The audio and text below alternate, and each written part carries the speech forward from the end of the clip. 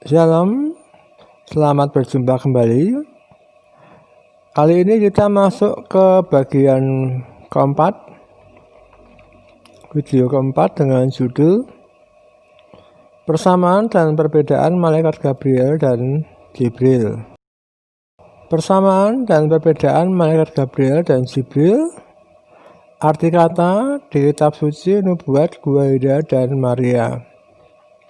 Daftar isi yang pertama arti kata, yang kedua di dalam kitab sucinya masing-masing, yang ketiga nubuat, kejadian Guaira dan Maria.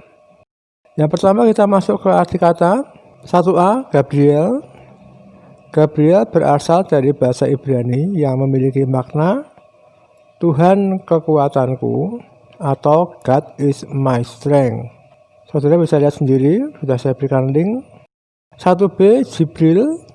Jibril artinya malaikat yang bertugas menyampaikan wahyu Tuhan kepada para rasul dan para nabi. Kesimpulan, Gabriel berarti Tuhan kekuatanku dalam bahasa Ibrani. Sedangkan Jibril merupakan bahasa Arab untuk melafalkan kata Gabriel, tetapi arti dan asal-usul katanya tidak jelas. Yang kedua, di dalam kitab sucinya masing-masing. Bagian A, Gabriel di dalam Alkitab. Yang pertama, dan aku mendengar dari tengah sungai Ulai itu suara manusia yang berseru, Gabriel, buatlah orang ini memahami penglihatan itu. Daniel 8 ayat 16.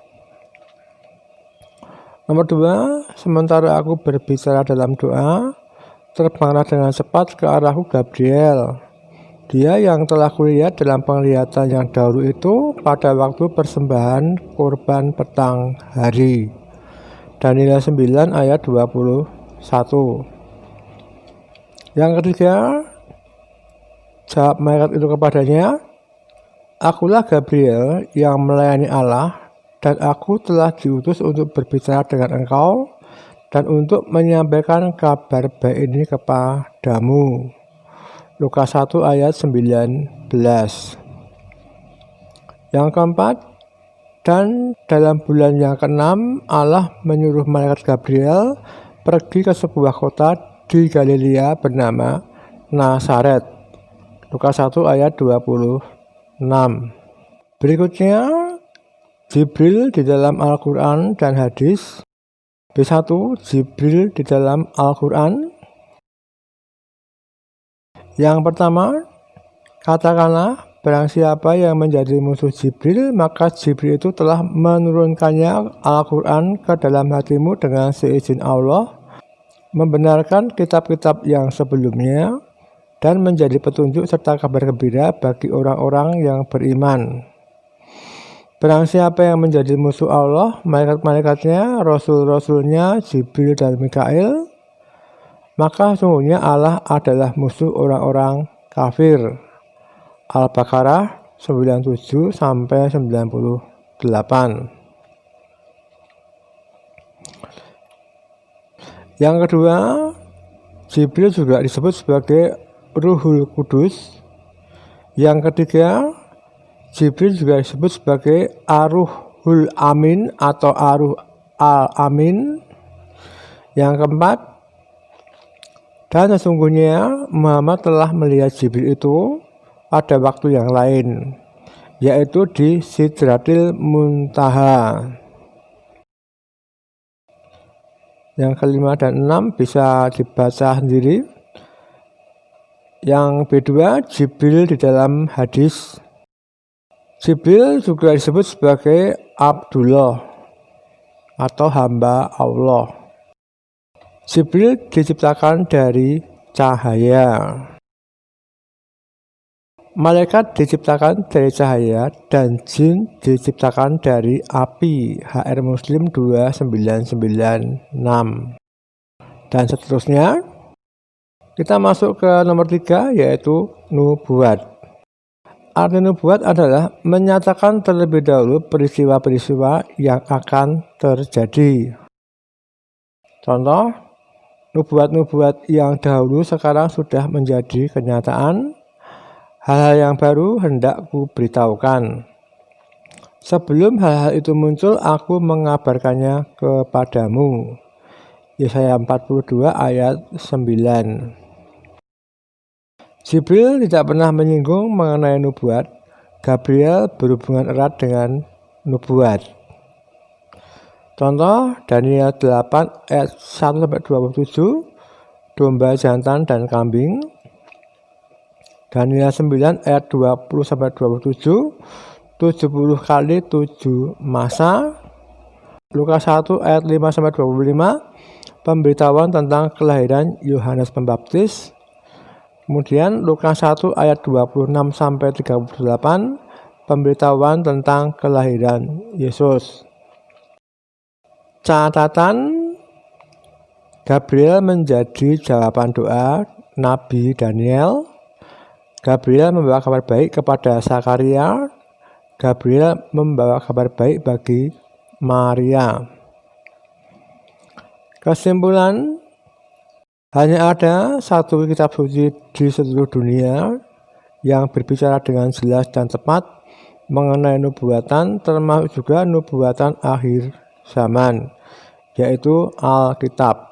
Yang keempat, Kejadian Gua Hira. Kita masuk ke hadis Sahih Bukhari nomor 3 tentang kitab permulaan Wahyu. Pertemuan antara Nabi Muhammad dengan malaikat Jibril sampai akhirnya datang Al-Haq. Saat beliau di Gua Hira, malaikat datang seraya berkata, "Bacalah." Beliau menjawab, "Aku tidak bisa baca." Nabi menjelaskan, maka malaikat itu memegangku dan memelukku sangat kuat. Kemudian melepaskanku dan berkata lagi, "Bacalah."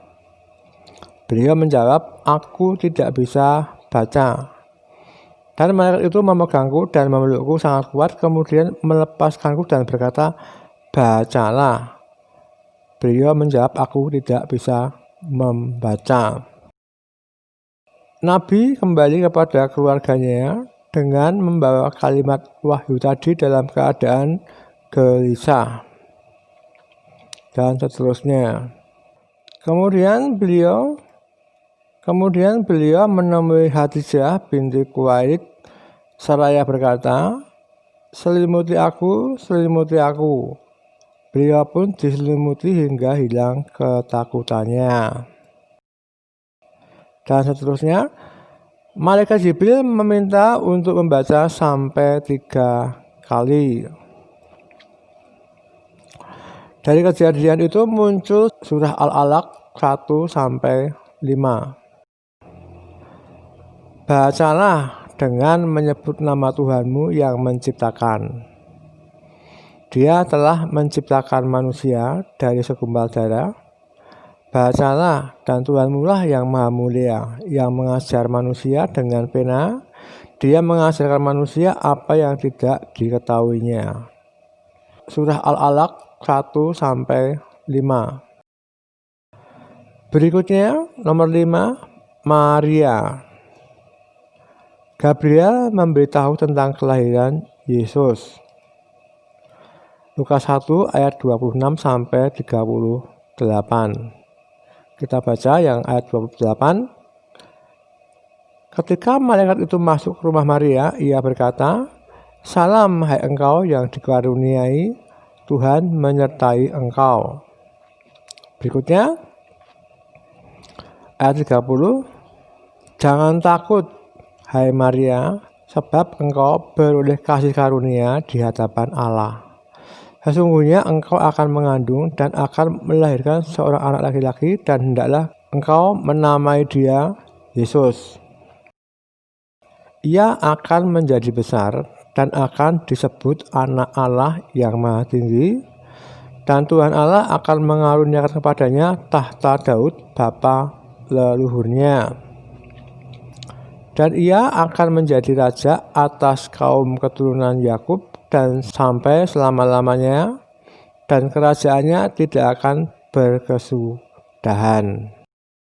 Berikutnya kesimpulan, malaikat Tuhan pastinya membawa kasih, damai, sukacita, dan pengharapan. Kesimpulan, persamaan Gabriel dan Jibril, keduanya adalah malaikat utusan Tuhannya masing-masing. Perbedaan malaikat Gabriel dan Jibril, yang pertama, Gabriel berarti Tuhan kekuatanku, sedangkan Jibril merupakan bahasa Arab untuk melafalkan kata Gabriel, tetapi arti dan asal-usul katanya tidak jelas. Nomor 2, Gabriel berhubungan erat dengan nubuatan atau nubuat. Jibril tidak mengenal nubuatan. Hanya ada satu kitab suci di seluruh dunia yang berbicara jelas dan tepat mengenai nubuatan, termasuk juga nubuatan akhir zaman, yaitu Alkitab. Nomor 3, malaikat Tuhan pastinya membawa kasih, damai, sukacita, dan pengharapan. Yang keempat, Gabriel mengatakan ia akan menjadi besar dan akan disebut anak Allah yang maha tinggi, dan Tuhan Allah akan mengaruniakan kepadanya tahta Daud bapa leluhurnya. Lukas 1 ayat 32, di mana Yesus adalah anak Allah, sangat ditentang Al-Quran. Sekian, wassalamualaikum warahmatullahi wabarakatuh. Salam kasih dan persahabatan, tetap semangat dan selalu mengasihi sama manusia apapun keyakinannya. Sang Elohim Yeshua Mashiach memberkati. Amin.